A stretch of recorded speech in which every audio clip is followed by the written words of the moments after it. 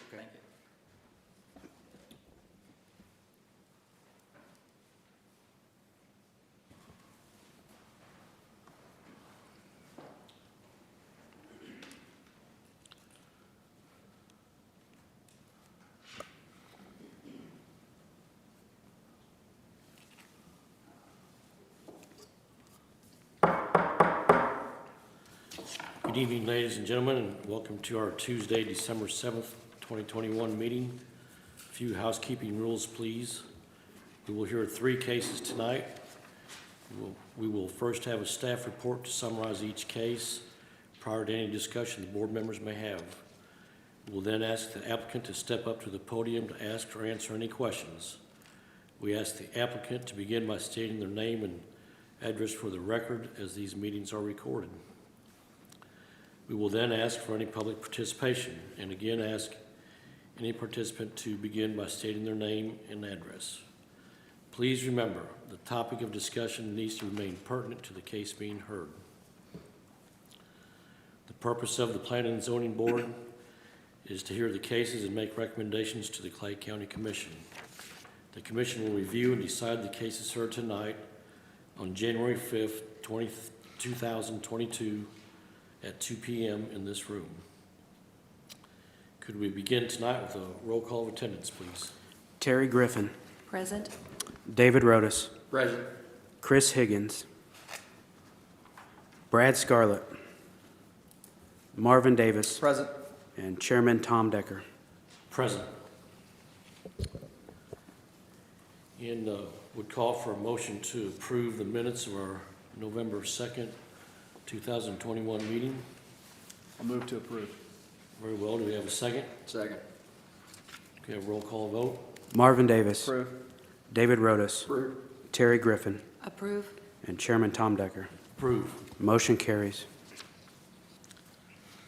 The first case we will hear tonight is case number December 21-149RZ/P. And could we have a staff report, please?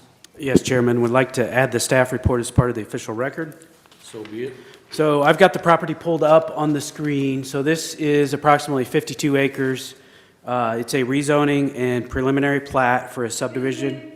I'm hard of hearing. I cannot hear. I haven't heard a word you said. I cannot hear you. Okay, I'll do my best. Is that better? Pardon me? That's about as loud as I can talk. So I'll do my best, but I'm going to give the staff report. So I've got the property pulled up here.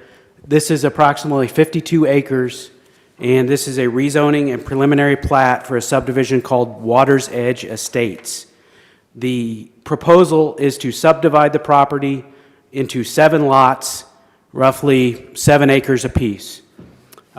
This is 174th Street right here and Quinn Road, and it butts up to the Smithville Lake core property. So this is in the natural resources tier of the county that guides us in our comprehensive plan that a 5+ acre lot is allowed in the natural resources tier. As I stated, this proposal is for 7 lots. It has the same rezoning criteria that we review for any rezoning case. It was noticed in the Courier Tribune, and adjacent property owners were sent certified letters. As far as outside agency review goes, the Highway Department has approved the subdivision.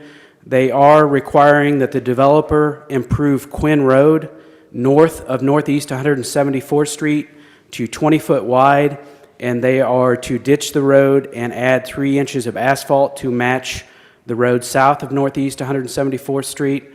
You'll see that as a condition of approval. The Water District has given their approval, and they are going to require a water main extension, so you will see that as a condition of the approval as well.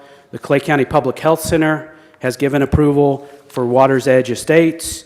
The applicant was required to submit morphologies for each lot to determine that a septic system could be put on each lot, and that was approved.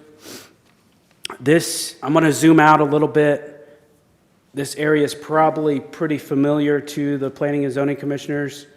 We have seen, and I'm going to go a little bit wider, we've seen quite a bit of activity in this area over the last 5 or 6 years. Just bear with me while I zoom out a little bit. I want to show some of the other subdivisions in this area.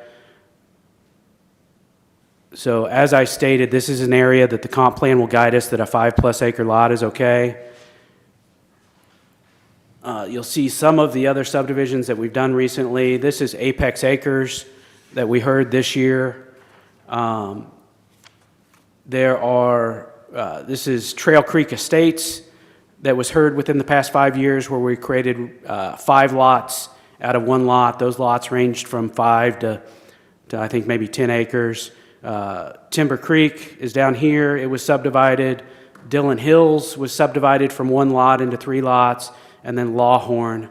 But I went through, or staff went through, the subdivisions that we've done in this area the past few years. Since 2015, there have been 6 subdivisions that created 20 lots. Those lots that were created range from 5 to 20 acres, with the average being 10.3 acres. This proposed subdivision obviously goes from 1 lot to 7 lots, with the average being 7.46 acres per lot. However, as I stated, it may be a little bit smaller than the average of the typical subdivision in this area. It does, in staff's opinion, meet the 5 acre minimum. There is a pipeline that runs through Lot 1, a Magellan pipeline. We've been in contact with them and have a copy of the encroachment requirements, but with that being a 9 acre lot, we don't think that affects that lot so much. The current land development code does require an interior street for subdivisions of land with 5 or more lots. However, there is an exemption if granted by the Highway Department. In this case, the Highway Department is adding for the improvement to Quinn Road rather than requiring the interior street. And then there is just a little bit of floodplain on Lot 1 and Lot 6, but it's towards the back of the lots, and in our opinion, does not affect the lots so much. We did receive an opposition email, which was included with the staff report. But staff believes this proposal meets all of the requirements of the Land Development Code. It meets the minimum road frontage. It does not exceed the width to depth ratio. It meets the 5-acre guide in the comprehensive plan. We believe this subdivision meets all the requirements of the comprehensive plan and the Land Development Code. And staff is recommending approval of the rezoning and the preliminary plat. You can see there are 3 conditions, and I'll show those conditions. 3 conditions that we've included with this report. The first one is just a few small changes to the recording copy of the plat, and then the second one is that the road improvements shall be paid in full or completed before any building permits will be issued on any of the proposed lots. And the third condition is that the water main extension shall be paid before the recording of the final plat. I didn't state, but obviously each of these lots would allow 1 single-family home per lot. So we are creating buildable lots where these lots could be sold with 1 house per parcel. With that being said, I'd be happy to answer any questions the commissioners may have, and a representative for the project is also present. Yeah, I would have one question for you, Kip. Could you expand on the details on the width to depth ratio and what the ratio actually is? Yes, so let me zoom in on one of these lots or a couple of these lots. So depending on the lot size, we have a minimum road frontage that each lot must have. For the lots that are between 5 and 10 acres, the requirement is 300 feet of road frontage. So on any, let's just take lot 3, for instance, on any plat, we verify that we have 300 feet of road frontage, which all of these meet. And then we have a 1-to-4 width to depth ratio.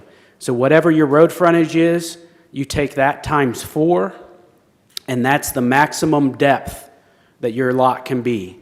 So let's just say, for argument's sake, this is 330 feet. You take that times 4, and that's your maximum depth. And we measure depth from the center midpoint of the back property line to the center midpoint of the front property line. Staff did verify that all of these lots did meet that ratio and do not exceed it. The closest one is lot 1. It's pretty close, but it does meet that requirement. All right, thank you. Does any board member have a question for staff? I've got one on the road improvements on Quinn Road, and that's finished. Is that county's responsibility to approve that when it's done? Yes. Okay. Not the road department, but the county, or is it the road department? No, it would be the highway department that approves it, yes. Thank you. Yep, all right. Would the applicant please step up to the podium, state your name and address? The applicant? Yes. I'm Frank, did you say applicant? Yes, sir. Yes, that's me, Frank Cacara. Yes, sir. Address, please. 26724 West Green Tree Court, Olathe, Kansas, 66061. And do you understand the staff's report and Yes, sir. the minor requirements that they're Yes, sir. asking for? Do you have Yes, sir. any questions for staff or board? No, pretty much agree to what you set out. Okay. Do any board members have a question for the applicant? All right, thank you, sir. Thank you. Yep. Is there anyone in the audience that would like to comment on the case being heard, please? Ms. Cordes, do you want to make comments? I'm sorry. Ms. Cordes, do you want to make comments? Yes, I do. Okay, please come to the podium and state your name and address. Mr. Jones, I can't. I'm doing the best I can. Just, Anyway, the- I'm sorry if I go over some issues that you commented on because I can't hear. Anyway, I live to the west of Lot 1, right? And I also have that property, that 20 acres, that abuts Lot 1, okay? So I'm here to discuss the northeast and southeast quadrants, the sections 10 and 15. And I assume everybody got their property bill this week from the county, from Clay County. And I got mine. And the only consolation is when I pull up home, I've got this nice piece of property, so it makes it worth it to pay for that property. And so you say that this property, the plot that's planned there agrees with the comprehensive plan, overall plan for the area. And I would like to know when this comprehensive plan was put into place. How long it's been in place, if you could tell me that. Yep, I might refer that to you, Kip, if you could. I don't know the exact date, but it's the 2008 comprehensive plan. 2008. Yes, ma'am. So and how often do they update that? Oh, the one before that I think was 97. So it should be updated every 15 or 20 years would be. Okay, well, the way things are going, it looks like we're due for an update on it, and perhaps review some things that have been going on in the county, especially in light of the fact when you come off of Highway 92 and head east on State Road E. Are you following me? Where that there's a big metal building home, then a smaller ranch, and a smaller ranch, and now, right on top of that ranch home, there's another home. And I understand they have to share a driveway, but it looks like they might even have to share a bathroom. They're so close. Is more, The original owner has put in arborvitae evergreen trees to divide it up. As soon as he comes out of his driveway, he looks at his neighbor's property. And Ms. I'm Cordes, sure, can I'm you, sure that these properties adhere to the minimum of five acres. My point is that adhering to the rules does not always get you where you need to go. And so I'm hoping that the only criteria that this council sees is not the comprehensive view. You have to stay in consideration of your residents. Okay, like I said before, I'm next to lot 1, and 2 through 7 average out to be about 7 acres, while lot 1 is 9 to 10 acres, something in that area. All right, the way they've got them on there, the homes to the east of lots 6 and 7 are nice, spacious homes. If you drive through that area, you'll find out that the houses are not one next to one another, but they're spaced properly. There's a nice living arrangement in there. I don't know the size of the acreage, but they're not small ranch homes. For the most part, they're 2-story homes. So they take up a big area, and they're on a larger lot, and they're nicely spaced. They're not one after another. While this plot plan gives you the feel of a housing subdivision. You've got these 6 to 7 acre lots, one after another, 6 of them like sardines, just one after another. Now this map doesn't show it, but that is not a flat grade for those lots. It's rolling, it's gently rolling. Plus, there are 4 ponds on that lots 2 through 7 that aren't shown on this map. And they help contain the water runoff. There's a culvert on lot 2 about 3/4 of the way to the west that runs and catches up to the end of lot 7. And the map that they gave you shows the culvert on lot 7, there it is, that runs, the pipeline runs through there. So there's a lot of water that runs off from these lots, okay? If you're gonna have people putting in lawns with their nitrogen and their pesticides and their herbicides, and I don't know what they're gonna do with the ponds, maybe fill them in. You've gotta be concerned about this water runoff. As close proximity as you are to the lake, you can see the finger of the lake that comes in there. And all this water comes in and drains into that ditch, and ultimately goes into Smithville Lake. Now, there are cattle on it right now, so it's pasture. It's grazing pasture. And grazing pasture has a much greater affinity for absorbing water. And it's not overgrazed. He has maybe, I don't know, 20 to 30 cattle at a time. So it's not overgrazed, and it does a good job of reabsorbing the water.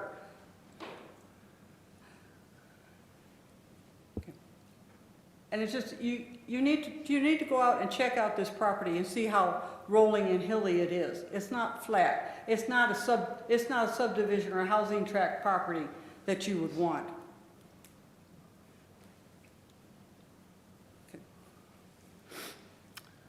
All right, well, thank you, Mrs. Cordes, if that's all you have.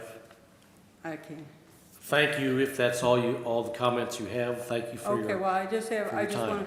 want to say that your consideration should be for the residents around here, and don't be so quick to put in little houses and 1, 2, 3, 4, 5, 6 in a row. Consider the residents, consider the area. We've got a lot of land left that's going to be developed eventually, and I don't think that this kind of development is good for this community and for this area especially. all right, thank you. Is there anyone else in the audience who'd like to comment on the case being heard?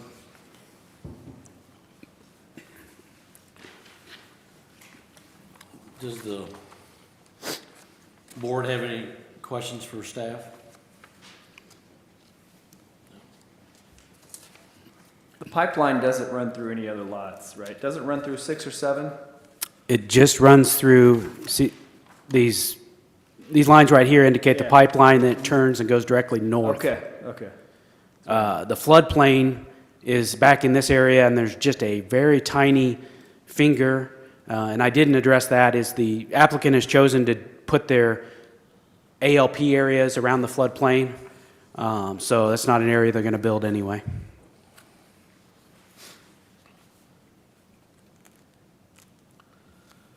I have a question about the subdivision there to the east, north of 176. About what size are the lots in that subdivision? This one's 3.28, 3.02, 3.02, and these are approximates, but roughly 3 to 4 acres.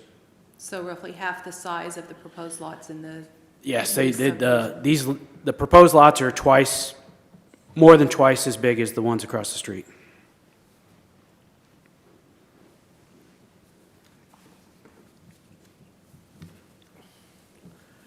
Is there any other discussion or questions for staff?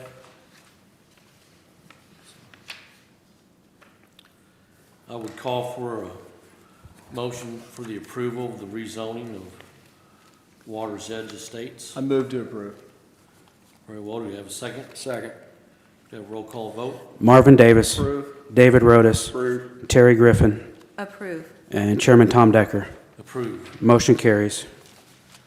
And I'd like to roll right into make a motion for the approval of the rezoning, for the approval of the preliminary plat of Water's Edge with the conditions attached as set out in Exhibit A. If we have a motion for approval, please. Move to approve with conditions.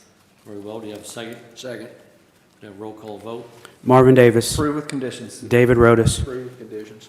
Terry Griffin. Approve with conditions. And Chairman Tom Decker. Approve with conditions. Motion carries.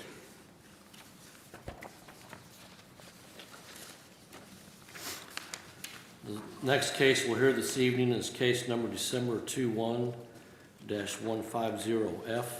And could I have a staff report, please?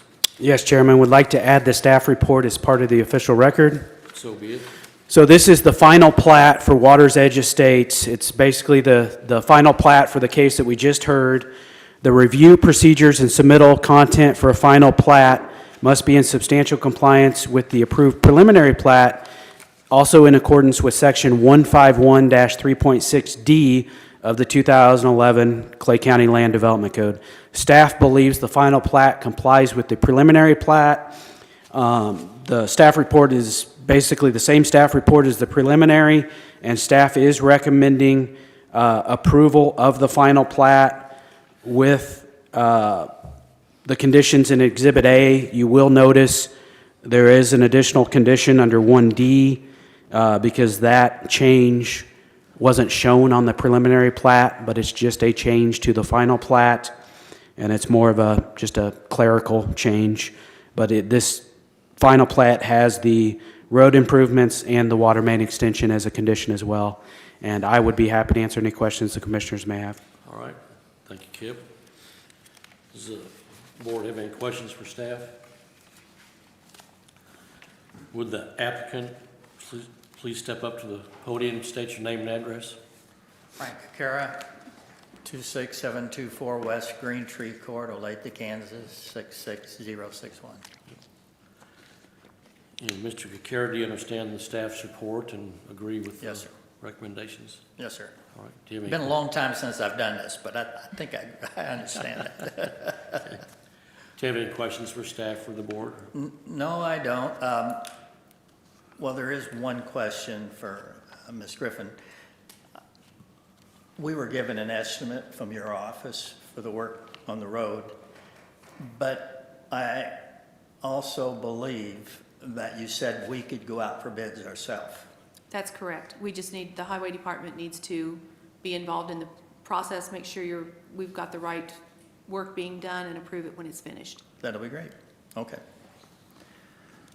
All right. It's okay with me. Yes, sir. Very good. Thank you. Thank you. Is there anyone in the audience who would like to comment on the case being heard?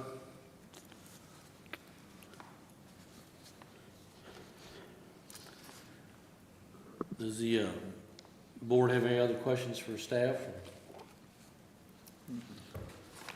And I would call for a motion for the approval of the final plat of Water's Edge Estates with the conditions set forth in Exhibit A attached. If we'd have a motion for approval, please. Move to approve with conditions.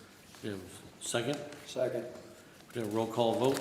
Marvin Davis, Approve with conditions. David Rotis, Approve with conditions. Terry Griffin, Approve with conditions? Chairman Tom Decker. Approve with conditions. Motion carries.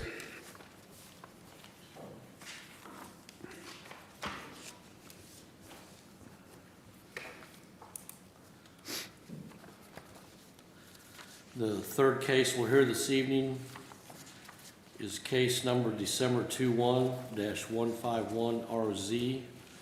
And can we have a staff's report, please? Yes, Chairman, would like to add the staff report as part of the official record. So be it. So this one's a little bit of a unique case. This is just a rezoning application for the property that you can see highlighted in yellow, roughly 10.5 acres. You see it butts up against the Missouri River. This is 210 highway there. I want to zoom out a little farther to show you the area. Very densely populated. And I want to go out a little bit farther to show you even more. And then I'll show you the zoning. It's currently zoned ag. The property just to the west is zoned commercial. We're halfway close. If I can pan over there. This is Missouri City. So we're just east of Missouri City.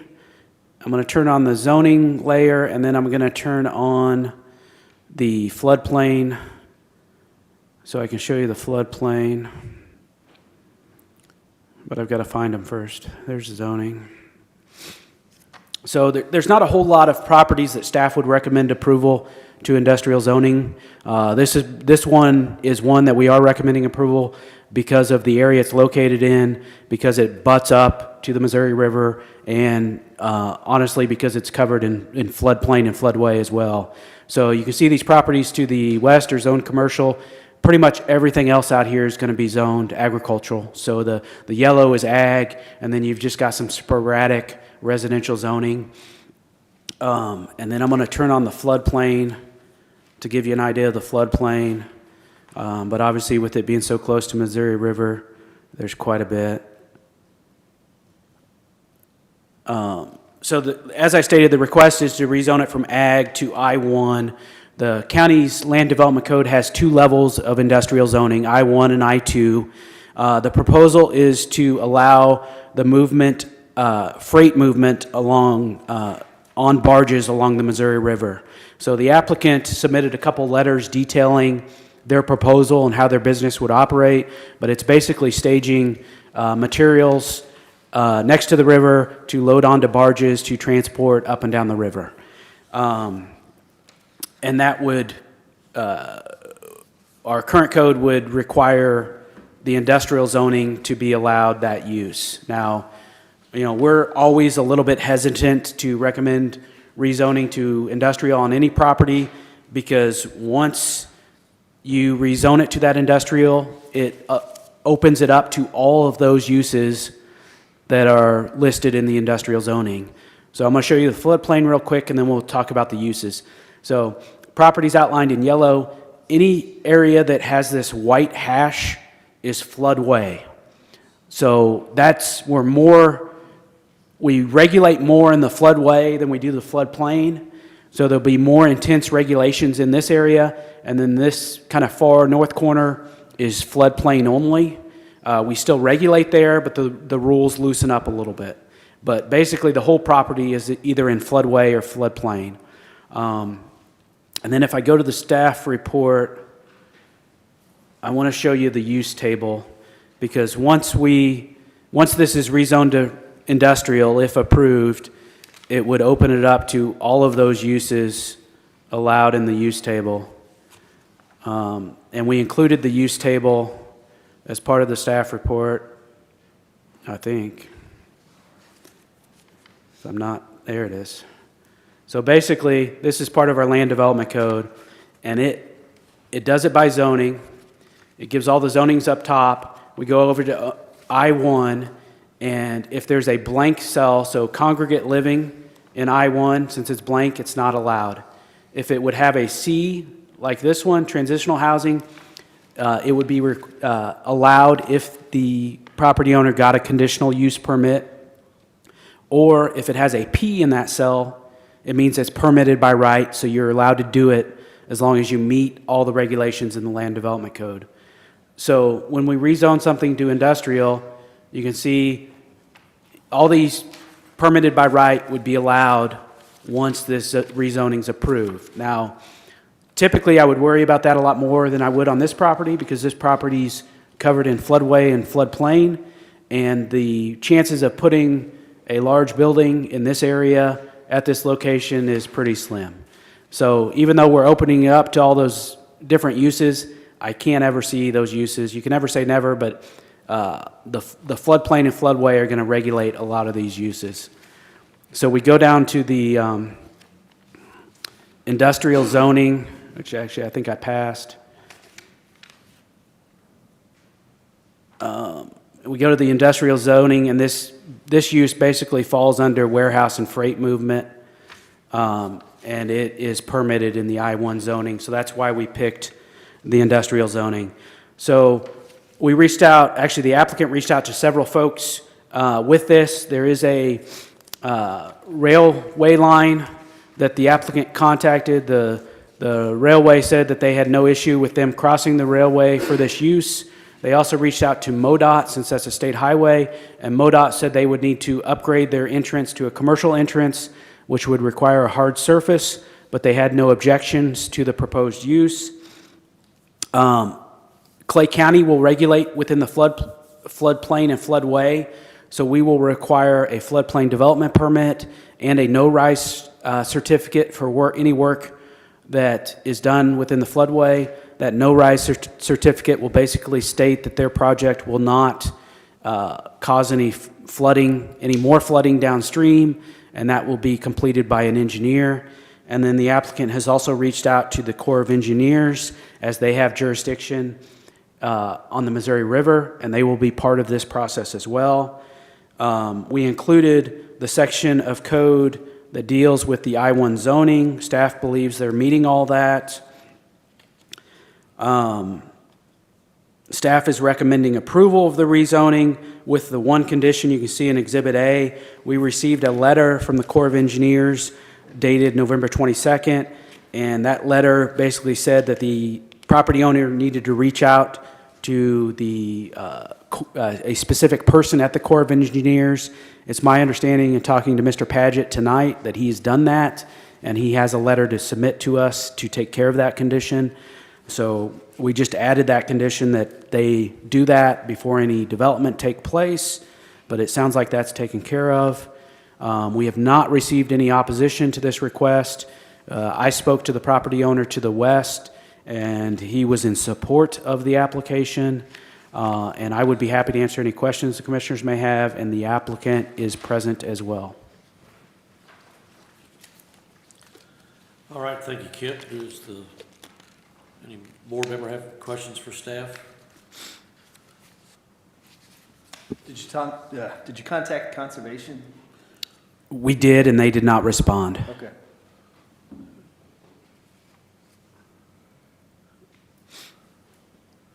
Would a conditional use permit, would that be applicable to something like this, Kip, or? The zoning doesn't give us that option, that use table in the land development code.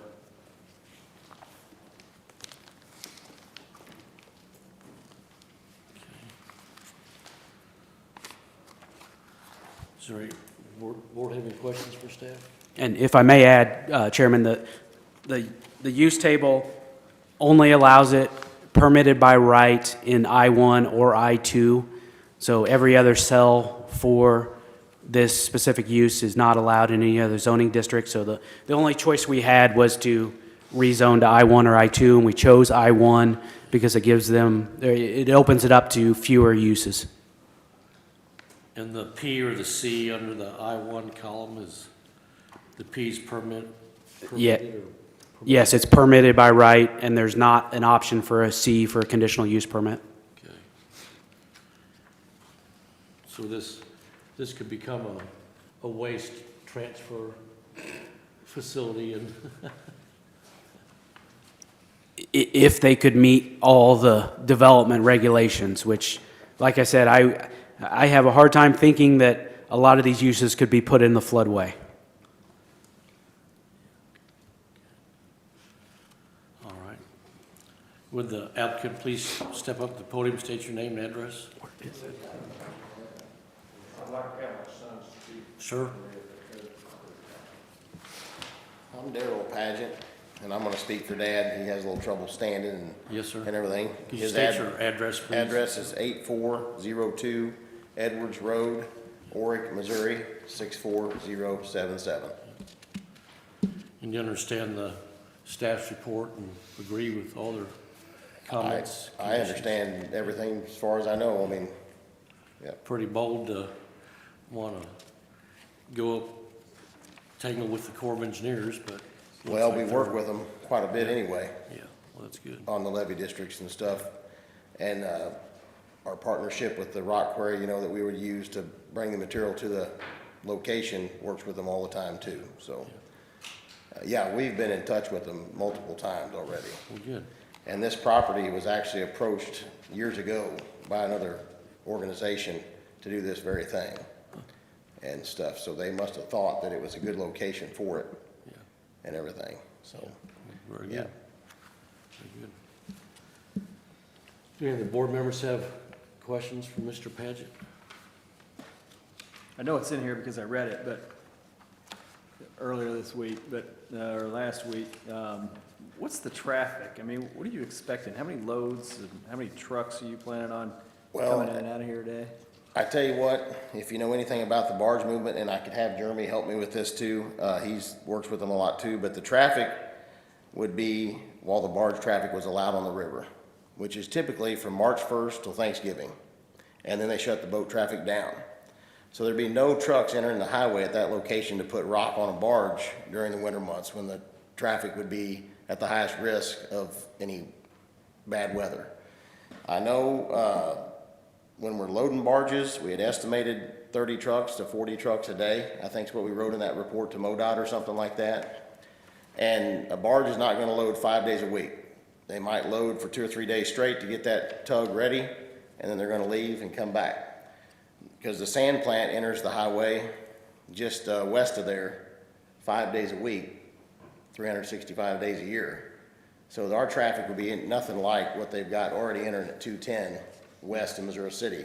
And from my understanding, they didn't rezone that because it annexed into Missouri City to get that sand plant operational at the old power plant location.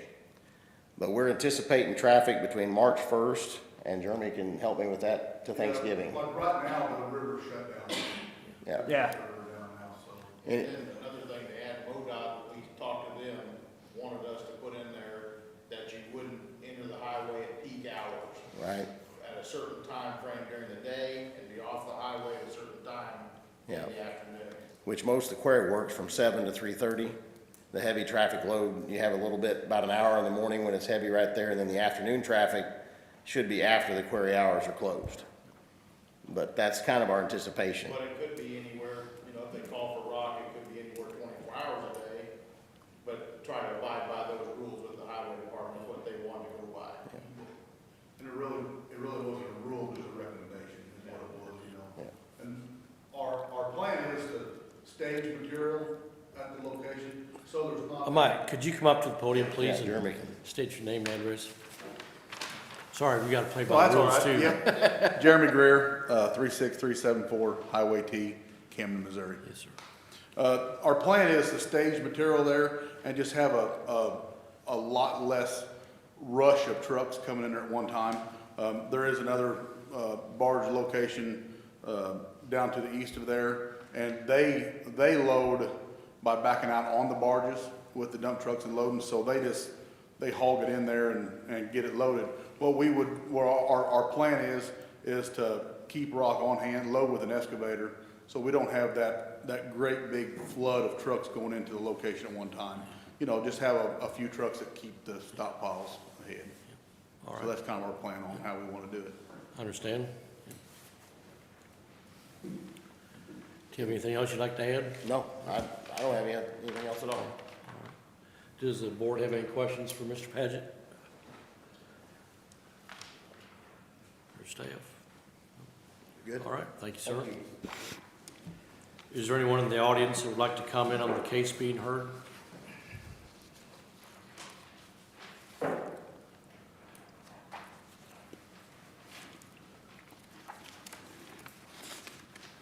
Well, with no further discussion, I would call for a motion of approval for the rezoning for the Paget Industrial rezoning. Have a motion for approval, please. I'll move to approve with conditions. Very well, do you have a second? Second. Do you have a roll call vote? Marvin Davis. Approve with conditions. David Rotis. Approve. Terry Griffin. Approve with condition. And Chairman Tom Decker. Approve with conditions. Motion carries. All right. Very good. Yep. We're not gonna see a casino there in 12 months, are we? No, you know what, I don't think that even all would allow that, but anyway. Corps of Engineers is gonna be. We got a staggered thing about that big, we can fight down in the corner, so we're gonna be all right. Yeah. Yeah, well, no thanks. We've had enough fill of the core. We don't want to. Well, that's good. I'm glad for you guys. I tell you what I found is I bid on the jobs, you get them, and then I just let my brother just pay for it. And they figure out that side of it, and I don't have to worry about it, it's easier on mine.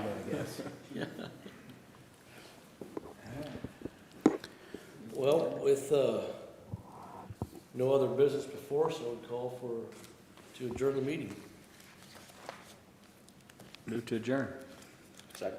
Very good.